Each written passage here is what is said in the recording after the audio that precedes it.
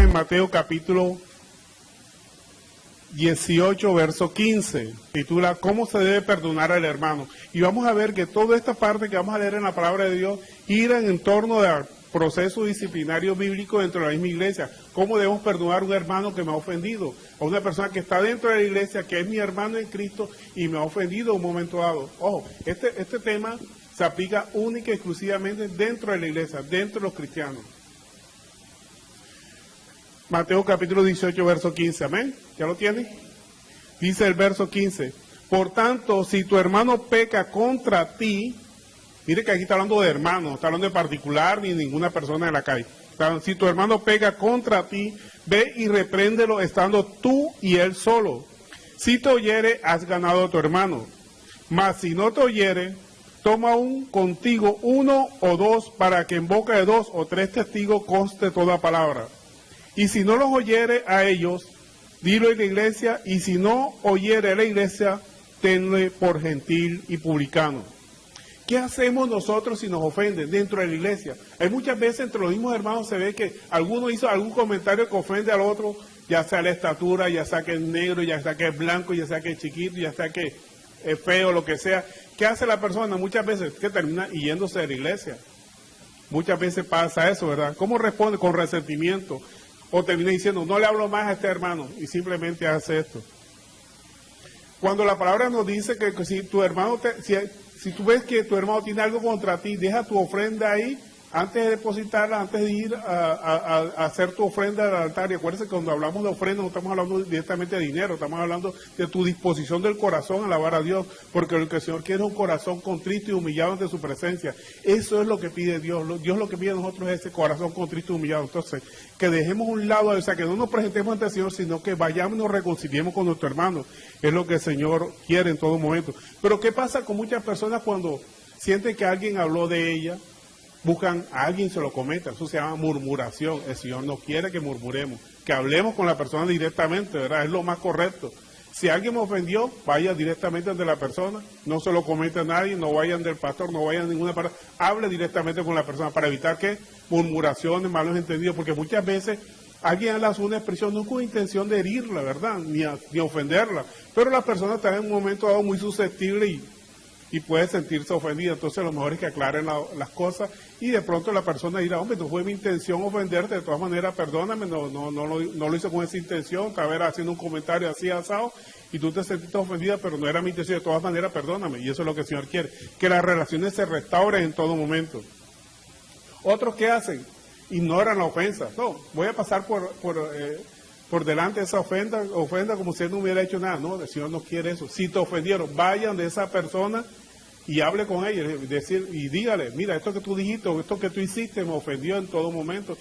¿Y qué pasó? Quiero restaurar mi relación contigo, no quiero que estemos enemistados. Eso es lo que el Señor quiere que hagamos. Pero ¿qué pasa? Nosotros normalmente no hacemos eso. ¿Qué hacemos? No le hablo más a esa persona, no voy más a la iglesia, o se lo digo a fulanito, o se lo digo al pastor. Eso se llama murmuración. El Señor no quiere eso. ¿Qué es lo que el Señor realmente quiere que hagamos y que nos enseña la misma palabra de Dios? Buscar la restauración con el hermano, primero en privado. Llame a esa persona, hable con ella en todo momento, con actitud de perdón y amor. Y acuérdense que es responsabilidad del ofendido ir ante el ofensor. Mire que es contrario a lo que el mundo dice, ¿verdad? El mundo dice lo contrario. El mundo que dice, no, si él me ofendió, que me venga a pedir a mí perdón. No, la Biblia te dice, el Señor te ordena, ni siquiera te lo dice, te lo sugiere, te ordena, que si alguien te ofendió, vayas donde esa persona con actitud de perdón hacia esa persona y hables con ella y te pongas en paz con tu hermano. Primero en privado. Ahora, si esa persona no acepta la reconvención que tú le haces, entonces llama a uno o dos testigos de la misma iglesia, preferiblemente obviamente que sea ministro de la iglesia, que sea el pastor o que sea la pastora o que sea cualquiera de personas de la iglesia. Ese es el procedimiento bíblico. Pero ¿cuándo se recurre a los testigos? Cuando esa persona no aceptó la reconvención que usted hizo en privado. Porque realmente lo que el Señor quiere es que todas ofensas queden en privado entre las dos personas, entre el ofensor y el ofendido, y ahí se diriman los conflictos. Pero si el ofensor no acepta el llamado de atención de parte del ofendido, llame a otro. Ojo, y estoy hablando de procedimiento bíblico, no estoy hablando de mi parecer, ni mucho menos. Estoy diciendo lo que el Señor enseña, lo que el Señor te dice a través de la palabra de Dios. Entonces llame a dos testigos. Ahora, si esa persona, a pesar de que llame a los testigos, y sin embargo dice, no, Esa persona, Dios no la ofendió en ningún momento y no está dispuesta a pedir perdón a pesar de la ofensa que recibió el otro. Entonces dice, dilo a la iglesia. O sea, que se diga en público, ya que esa persona no aceptó en privado la reconvención, no aceptó ante los testigos, bueno, entonces ahora sí va en público ante toda la iglesia. Y si tampoco acepta la reconvención de la iglesia, dice, tenlo por gentil y publicano. ¿Qué quiere decir? ¿Que lo eche a la iglesia? No. Que lo tome simplemente como una persona susceptible de ser evangelizada nuevamente. Es decir, que si la persona predicaba, que si la persona cantaba, que si la persona ejercía algún ministerio, pues se sienta un rato mientras esa persona entra en ese proceso de restauración espiritual y entiende lo que es el perdón, porque el Señor quiere el perdón fundamentado en el amor, porque acuérdense que Dios es amor y quiere que todo lo hagamos por amor y que ese perdón se haga por amor, no por hipocresía o simplemente para que no le quiten los ministerios de la iglesia o lo que esté ejerciendo. Si lo haga por amor, entonces se ha restaurado esa persona. Entonces, cuando esa persona está restaurada, vuelve a tener los privilegios que tenía anteriormente. En otras palabras, lo que el Señor siempre busca es que entre los hermanos no haya conflicto, y si hay algún conflicto se dirime entre ellos privadamente, y después el proceso disciplinario. Entonces, el proceso disciplinario, alguien te ofendió, llámalo.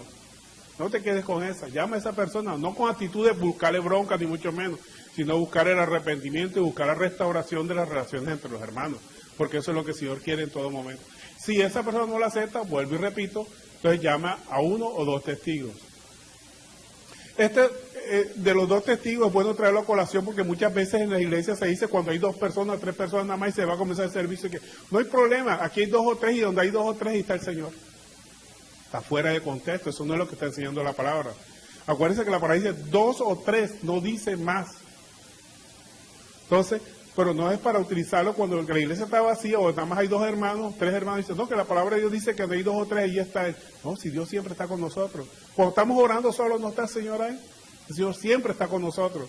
Esta parte de cuando hay 2 o 3, no más de 3, se aplica al procedimiento disciplinario bíblico, no cuando la iglesia está vacía. ¿Ve cómo este versículo se ha utilizado tergiversadamente? Yo lo he visto mucho en iglesias que nada más hay 2 o 3 hermanos. No, hay 2 o 3, aquí está Cristo, entonces podemos seguir adelante porque Cristo está con nosotros. Cristo siempre está con nosotros. Vean, en el lugar que usted menos crea, allá solito usted en su habitación, ahí está Cristo con usted. El día que cuando usted está viendo su computadora allá y viendo qué sé yo qué cosa, Cristo también está ahí. Él nunca nos abandona, Él dijo que Él estará con nosotros todos los días hasta el fin del mundo. Es más, no hay ninguna cosa que nosotros hagamos, por mala que sea, que Cristo se aparte de nosotros. Él siempre está ahí, al lado nuestro, ayudándonos en todo momento. Así estemos haciendo lo malo, Él está ahí, Él nunca nos abandona. Mira, no habrá nada, ninguna cosa que usted haga que Cristo se aparte de su vida. Él lo prometió, Él dijo que estará con nosotros todos los días hasta el fin del mundo. Entonces, lo importante es eso, que atendamos que el proceso disciplinario bíblico se aplica dentro de la iglesia. Y cuando la Biblia habla de 2 o 3, se habla para el proceso disciplinario, es decir, para cuando un hermano está ofendido. No es para cuando la iglesia está medio vacía o medio llena. Porque las cosas podemos ver como medio vacía o medio llena. No es para eso. Está hablando del proceso porque encaja dentro del contexto. Siempre que miremos un versículo, no miremos el versículo aislado. Si yo miro el versículo aisladamente y digo, donde están 2 o 3, ahí está Cristo. Ah, no, si aquí vimos 2 hermanos, aquí está Cristo. Eso es tomar el versículo fuera de contexto. Hay que mirarlo dentro del contexto, dentro de lo que se está hablando. Aquí se está hablando del proceso disciplinario. Entonces, es para eso. Sigamos con el verso 18 del capítulo 18, que aquí es donde viene lo más importante de la enseñanza en este versículo y los que siguen. Mateo 18, verso 18, dice, de cierto os digo que todo lo que atéis en la tierra será atado en los cielos, y todo lo que desatéis en la tierra será desatado en la tierra, en el cielo, perdón. Todo, mira, cuando dice todo, podemos mirar el concepto todo de 2 puntos de vista. Todo de una manera general, todo lo que es creado por Dios. Pero si lo miramos dentro del contexto, este todo es diferencial, o sea, está viéndose solamente dentro de un contexto, es un todo particular, refiriéndose al proceso disciplinario que se está hablando aquí. Entonces, como dice, todo lo que atéis en la tierra, entonces muchos dicen, vamos a atar a los demonios, vamos a atar a Satanás. La verdad es que no sé con qué cabulla la amarra porque siempre se suelta. Entonces, todo lo que atéis. Entonces, muchos utilizan este versículo para atar, ligar, reprender a Satanás, a los demonios, a la hechicería, a la magia, al brujo, a la bruja, y atar hasta las moscas las atan. a cualquier cosa ata. Resulta que aquí vemos dentro del contexto que estamos leyendo ese versículo, no está hablando de demonios. Miremos de donde comenzamos, ¿verdad? Está hablando ¿qué? Del proceso disciplinario dentro de la iglesia, cuando un hermano está ofendido. No está hablando de Satanás, no está hablando de demonios, no está hablando de brujas, no está hablando de nada por el estilo. Está hablando de alguna diferencia que existe entre dos hermanos dentro de una iglesia. ¿Amén o amén? Entonces, para que entendamos bien qué se refiere el atar y desatar. Entonces, ¿por qué? Porque muchas personas utilizan atar, ligar y reprender a Satanás. ¿Qué significa reprender? Reprender significa regañar, ponerle límite a la actuación de alguien, ¿verdad? Cuando un padre le dice al niño, mira, deja de ver televisor, ya son las 10 de la tarde, 10 de la noche, ya es tarde. ¿Lo está qué? Reprendiendo, lo está regañando, le está limitando su derecho a ver la televisión con base en autoridad del padre.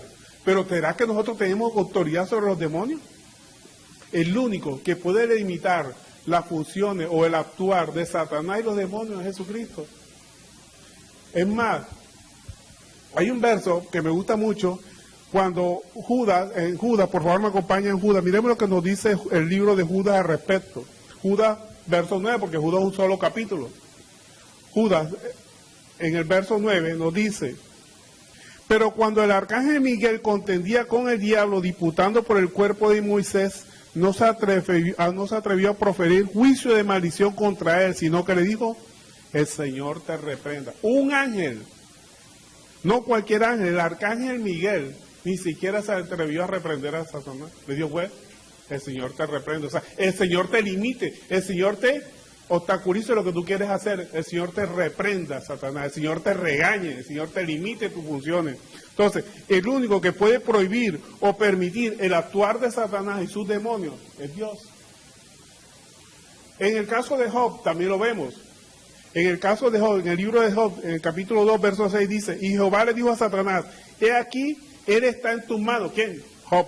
Él está en tus manos, más guarda su vida. O sea, Dios, puedes hacer con Job lo que tú quieras, pero no le puedes tocar la vida. Ahí lo está reprendiendo a Satanás, ¿verdad? Puedes hacer lo que quieras con él, pero no le puedes tocar la vida. No podía pasarse ese límite. Quien estaba reprendiendo a Satanás, ¿quién era? El mismo Señor. Él es el que puede reprender a los demás, nosotros no. Ahora, se preguntará usted, ¿qué hacemos entonces cuando sabemos que es un ataque de Satanás o sus demonios o una bruja o qué sé yo que me está atacando? A mí, ¿qué podemos hacer nosotros? El Señor nos da una respuesta que podemos hacer realmente, bíblicamente hablando, no tradicionalmente. La iglesia tradicional que dice, reprende, echa fuera, ata, liga, reprende. Eso no es lo que nos enseña la Biblia. ¿Qué tenemos que hacer? La misma Biblia nos habla clarita, en Santiago 4:7 nos dice, vea, someteos a mí, dice el Señor, someteos a mí, o sea, obedece mi palabra. ¿Qué más nos dice la palabra? Sométete a mí y no le hagas caso a Satanás. O sea, ajustate a mi palabra y él termina huyendo de ti. Él huye. ¿Por qué? Porque sabe que tú no vas a aceptar, no vas a ceder a las pretensiones de Satanás. Entonces, eso es lo que tenemos que hacer nosotros, someternos a Dios, resistir al diablo, resistirlo, o sea, no hacer lo que él te pone a hacer. Él es malo, él quiere que tú hagas las maldades, pero depende de ti, tú eres el que decide. A Eva, cuando le puso la manzana, le dijo, mira la manzana, está bonita. No se la quitó y se la puso en la boca para que se la... No, le dijo nada más, mira la manzana, está bonita, cómetela. Entonces tenemos que resistir. Ella debió resistirlo, o sea, decirle, no, Dios nos ha dicho que no comamos eso. Entonces, nosotros tenemos que resistirlo. Y resistir lo que quiere decir, no hacer lo que Él nos induce a hacer. Nosotros, en todo momento, tenemos tentaciones. Las tentaciones no vienen de Dios, vienen de nuestra propia concupiscencia. Todos tenemos concupiscencia, inclinación al mal. Tenemos esa inclinación al mal. Entonces, tenemos que resistirla. De ahí de donde Dios nos sacó, de ahí vamos a ser tentados. Pero hay una promesa de Dios que no nos va a dejar ser tentados más allá de nuestra fuerza. Él nos va a ayudar, nos va a dar la salida en todo momento. Pero de nosotros depende si buscamos la salida. ¿Y cuál es la salida? Obedecer la palabra de Dios. Cuando usted se somete, cuando usted obedece la palabra de Dios, ve a Satanás, huye de su vida, no tiene nada que hacer. No se ponga a reprenderlo, no se ponga a atarlo, no se ponga a ligarlo. Hay muchas personas que yo todavía se montan a los púlpitos y empiezan, acto ligo, reprende. Y yo digo, ay Señor, ¿de dónde sacó esa enseñanza? Eso no es bíblico. Eso es un versículo fuera de contexto. Tenemos que someternos a la palabra, resistir al diablo. ¿Y qué dice la palabra? Satanás huye. No tiene nada que hacer. Algunos dicen, coge su maleta y se va, porque sabe que ahí no puede hacer nada. Entonces, el único que puede permitir o limitar las funciones de Satanás es Dios. Es el único. El que puede reprenderlo es Dios. Nosotros no podemos hacer eso. Ahora, pero hay un problema. ¿Qué pasaría con esas personas que andan reprendiendo a Satanás en todo momento? La misma Biblia lo dice. Por favor, me acompañen en 2 de Pedro, capítulo 2, verso 10, para que dejemos de estar reprendiendo a los que no tenemos que reprender. Hay personas que andan reprendiendo a los demonios y no reprenden a sus hijos.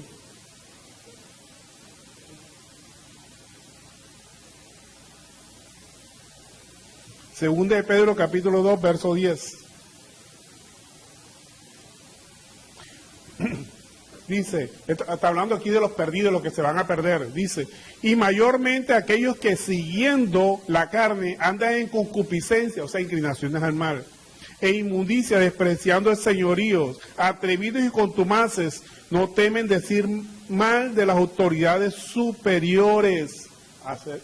Hacen mal contra autoridad superior, dicen mal contra autoridad superior. Satanás es una autoridad superior, el único que lo puede reprender es Dios. ¿Nosotros qué hacemos? Nos sometemos, nos acurrucamos en la presencia del Señor y el mismo Señor se encarga de echarlo. ¿Sí? Mira lo que dice, mientras que los ángeles que son mayores en fuerza y en potencia no pronuncian juicio de maldición contra ellas delante del Señor. Si nosotros todos estamos delante del Señor, ¿cómo vamos a emitir juicio contra las autoridades superiores? No podemos.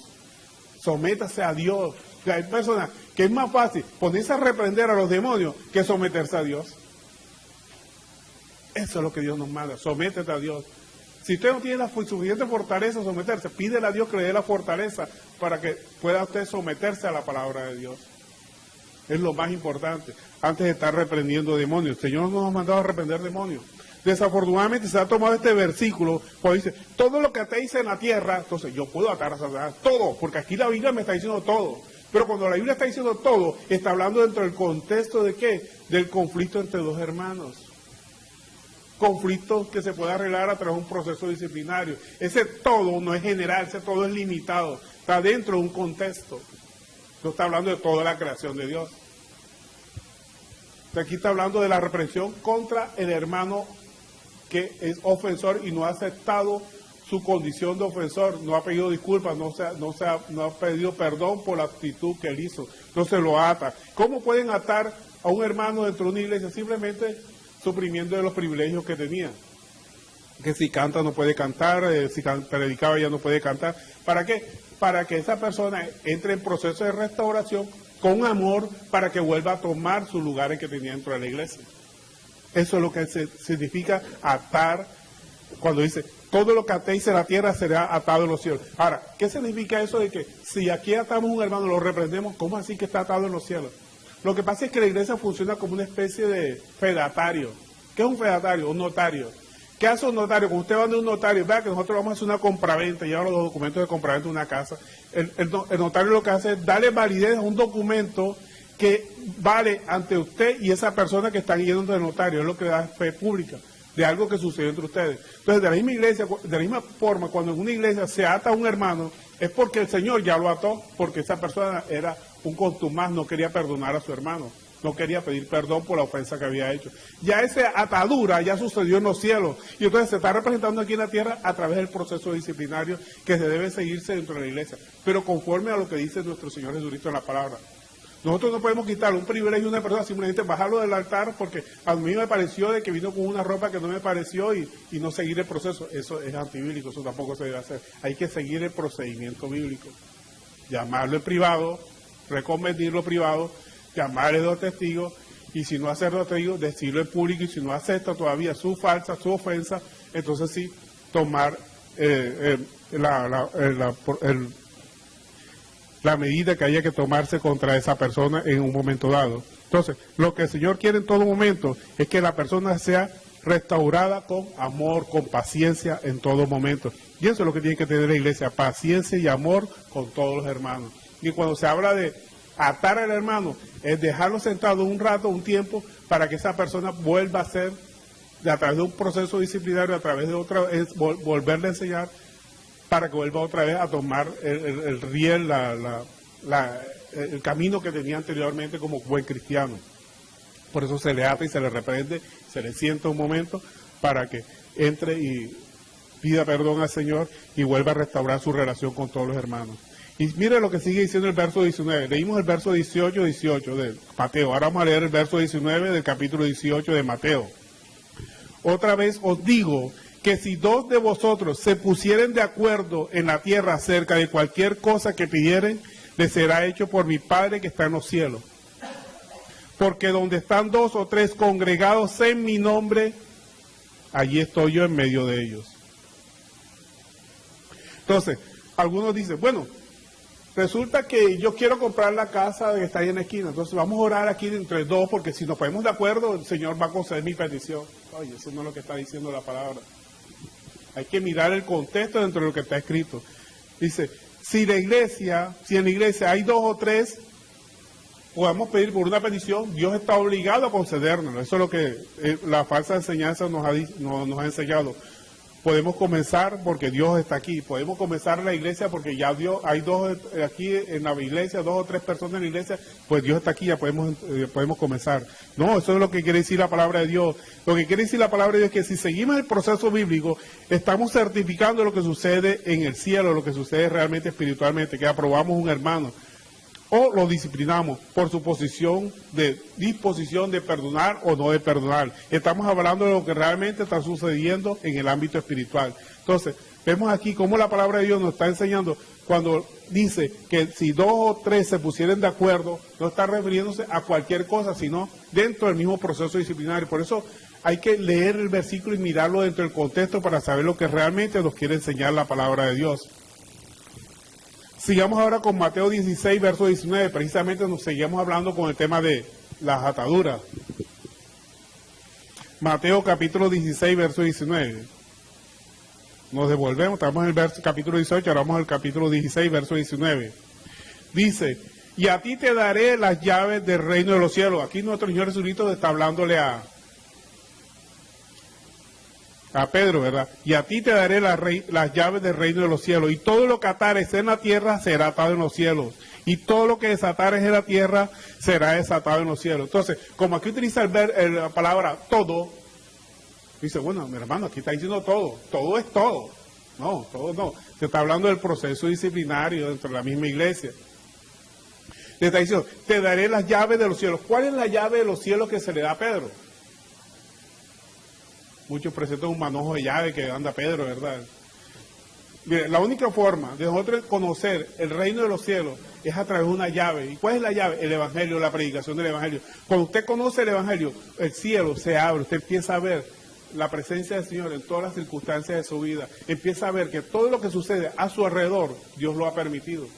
Y usted empieza a vivir otra vida constante, otra vida ya más cristiana, más llevadera, y empieza a vivir la paciencia de Dios. Acuérdense que Dios nos da la paciencia, pero la paciencia que nos da Dios está con base en su palabra. Pacientemente esperé Jehová. Usted espera en el Señor.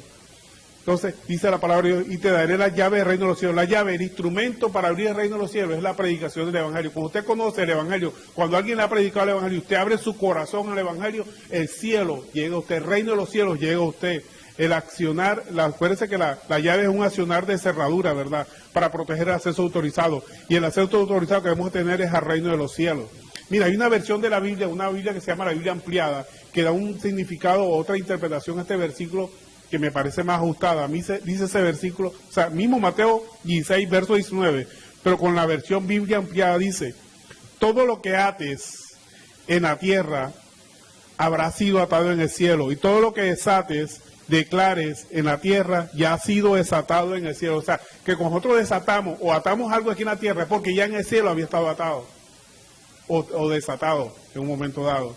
Entonces, lo importante que tengamos en cuenta es que el Señor lo que quiere es que este versículo lo utilicemos dentro del proceso disciplinario bíblico, no que andemos atando y reprendiendo demonios como andan haciendo algunos. Otros también dicen que nosotros podemos hacer las obras que Jesús hizo. Si podemos hacer las obras que Jesús hizo, si Jesús ató demonios, echó fuera demonios, yo también puedo echar fuera demonios. ¿Por qué? Claro, y aquí viene el versículo con que se fundamenta eso. ¿Será que nosotros podemos hacer las mismas obras que hizo Jesús? Miremos lo que nos dice la Biblia. Juan capítulo 14, verso 12. Y aquí podemos responder esa pregunta. Si nosotros como iglesia podemos hacer las mismas obras que Jesús hizo. Miremos lo que dice. Juan capítulo 14, verso 12. Amén. Dice, de cierto os digo, cuando la palabra dice de cierto, repite 2 veces, quiere decir hay una afirmación contundente de parte de Dios, que eso es un sí o sí. El que en mí cree, las obras que yo hago, él hará también, y aún mayores hará porque yo voy al Padre. Y algunos dicen, viste, aquí lo dice, si Jesús ató demonios, yo también puedo atar demonios. Pero resulta que las obras de Jesús hay que ver en 2 grupos. Unas obras milagrosas y las otras obras eran de predicación de palabra de Dios como hombre que él hizo. Él hizo obras como hombre. ¿Cuáles eran las obras que él hizo como hombre? Predicar la palabra de Dios. Y como Dios hizo milagros. A su voluntad, a la voluntad de él. Le daba vista a los ciegos. ¿Qué milagro hizo? Convirtió el agua en vino. Ahora, si nosotros vamos a hacer obras mayores, si vamos a tomar literalmente este versículo, si vamos a hacer obras mayores, ¿será que yo puedo convertir esta agua en vino? No, ¿verdad? Imposible, nadie lo ha hecho. ¿Será que yo puedo caminar sobre el mar? Y mira lo que hizo Jesús cuando caminó sobre el mar. Jesús no caminó unos metros, caminó 7 kilómetros en el mar. ¿Por qué digo que 7 kilómetros? Porque caminó en el mar de Galilea y llegó a la mitad donde estaba la barca que iban los discípulos de Jesús. Y ese lago mide 14 kilómetros de diámetro. Y la Biblia dice que llegó a la mitad del lago. Luego, entonces, ¿caminó cuánto? 7 kilómetros. Nadie ha podido caminar 7 kilómetros por el agua. Entonces, ¿cómo así que vamos a hacer obras mayores que las que hizo Jesús? O sea, la mayor obra que vamos a hacer que la que hizo Jesús fue predicar el Evangelio, porque Jesús nada más predicó por 3 años. Nosotros ahora tenemos el Internet, tenemos muchas formas de predicar el Evangelio, o sea, vamos a hacer mayores obras. Pero se refiere es a la predicación del Evangelio, no a los milagros. Los milagros no dependen de nosotros. Yo quiero que las personas se sanen, yo quiero que las personas se les restaure sus relaciones, pero eso no es voluntad mía, eso es voluntad del Señor. Lo único que podemos hacer nosotros y que sí depende de nosotros es predicar el Evangelio. Pero los milagros no. Los milagros dependen de la voluntad del Señor. Y Él sigue haciendo el milagro. Él es el mismo ayer, hoy y por los siglos. Pero los milagros no dependen de la voluntad de nosotros, dependen de la misericordia de Él. Él dice, yo tendré misericordia de quien yo tenga misericordia. Dios sigue siendo el mismo, Dios sigue haciendo milagros, Dios sigue teniendo misericordia con la gente. Pero eso no depende de nosotros, depende de la voluntad del Señor, siempre. Entonces, las únicas obras que nosotros podemos hacer superior a la que Cristo hizo, es predicar el Evangelio, porque tenemos más tiempo, tenemos más herramientas, hay más gente, porque el tiempo cuando estaba en nuestro Señor Jesucristo, Él no más predicó en Galilea, nosotros tenemos la oportunidad de predicar en todo el mundo a través del Internet, y muchas herramientas más que tenemos. Entonces por eso Él dijo, mayores hará, porque yo voy al Padre, pero no con respecto a los milagros, ni echar fuera demonios, esa no es facultad de Él. Cuando nosotros nos sometemos a la palabra de Dios, echamos fuera a los demonios. Es una relación directa. Pero esos milagros de convertir el agua en vino, de haber leído la mente de la mujer samaritana, de haber sanado a un hombre que había sido paralítico por 38 años, esas obras no las podemos hacer nosotros. Y mucho menos alimentar a 5,000 personas con 5 panes y 2 peces. No, ¿verdad? Son obras que nada más podía hacer Él como Dios. Haber resucitado a Lázaro después de 4 días de muerto. Entonces, ¿cómo así que mayores obras vamos a hacer que las que hizo Jesucristo? Mayores obras, pero con respecto a predicar el Evangelio, no con respecto a milagros. Entonces, en conclusión, vamos a llegar a la conclusión. ¿Qué significa atar y desatar? Significa prohibir, delimitar el actuar. Pero con delimitar el actuar de Satanás y sus demonios y de todo lo que tiene que ver con brujería y cosas de esas, nada más las puede hacer Dios. Eso también es función de Él. ¿Por qué? Porque Él es omnisciente, su conocimiento absoluto. Él puede delimitar o facultar a Satanás para hacer determinada obra. Acuérdense, hay un comentario por ahí que me gusta mucho, pero que no es bíblico, pero puede tener asidero bíblico, que Satanás es el perro de Jehová. Dios lo suelta cuando él de acuerdo a sus planes. Se lo soltó a Job y Job se mantuvo integridad. Y lo estaba atacando Satanás, lo estaba devorando literalmente, y Job siempre mantuvo su integridad. Entonces vemos aquí que Satanás nada más hace lo que Dios le permite hacer. Él es el único que puede arrepentirlo, Dios es el único que puede arrepentirlo, nosotros no. El atar y desatar, o sea, el prohibir el actuar, lo pueden hacer dentro de la iglesia a las ovejas de la iglesia. Y esa autoridad la tienen los ministros de la iglesia, pero una autoridad delegada por parte de Dios. Dios es el que da la autoridad para hacer esas cosas. Con respecto a hacer mayores obras, Las únicas obras que podemos hacer mayores que las que hizo Jesús es la de predicar el Evangelio. Con respecto a hacer milagros, no. Esa facultad sigue siendo de Dios y Dios sigue haciendo milagros. No se malinterprete, de pronto alguno dirá que yo estoy diciendo que Dios no hace milagros. No, Dios sigue haciendo milagros. Pero eso no depende de la voluntad de ningún predicador, de ningún evangelista, ni de ningún pastor. Depende de la voluntad del Señor, de su misericordia. Amén. Eso es lo importante que tenemos que tener en cuenta. Entonces, las mayores obras que nosotros podemos hacer es presentar a Jesús como Señor y Salvador, porque Él quiere ser nuestro Señor, quiere ser nuestro Salvador. Pero para que Jesús sea nuestro Señor, sea nuestro Salvador, tenemos que reconocer que somos pecadores. La persona, si no es pecador, Jesús no es su Salvador. Tenemos que reconocer nuestra condición de pecadores. Así como vuelvo a poner el ejemplo que siempre coloco, como el alcohólico que siempre, a pesar de que tiene 10 años de no tomar un trago, siempre reconocerá su condición de alcohólico. Nosotros tenemos que reconocer nuestra condición de pecadores. Que en la medida que nosotros quitemos la mirada de Cristo, volvemos a hacer lo que antes hacíamos y aún peores. Tenemos que mantenernos siempre con la mirada de Cristo. Ya cuando nosotros somos cristianos, somos pecadores, pero pasivos. Diferente al pecador, a las personas que no son cristianas, que son pecadores pasivos, que se preparan para pecar. El cristiano sabe que es pecador, pone la mirada de Cristo para no sucumbir, para no caer, porque solamente con Él podemos hacer las cosas que Dios nos manda hacer. Acuérdense que Cristo dijo, sin mí nada podéis hacer. Solamente con la mirada puesta en Cristo es que podemos dominar nuestra concupiscencia, nuestra inclinación a hacer las cosas malas, a hacer las cosas indebidas. Solamente con la mirada puesta en Cristo. Amén.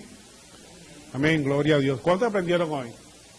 Gloria a Dios. Pues aprendimos lo que significa atar y desatar, que es lo más importante. Y que tengamos en cuenta que Dios siempre tiene el control de todo. La única parte donde Él no tiene control, y no porque Él no pueda, sino porque quiere que se le entreguemos por amor, es nuestro corazón. Quiere que le entreguemos nuestro corazón. Él quiere ser el Señor de nuestra vida. Y solamente será eso si nosotros se lo entregamos con amor a Él en todo momento. Amén.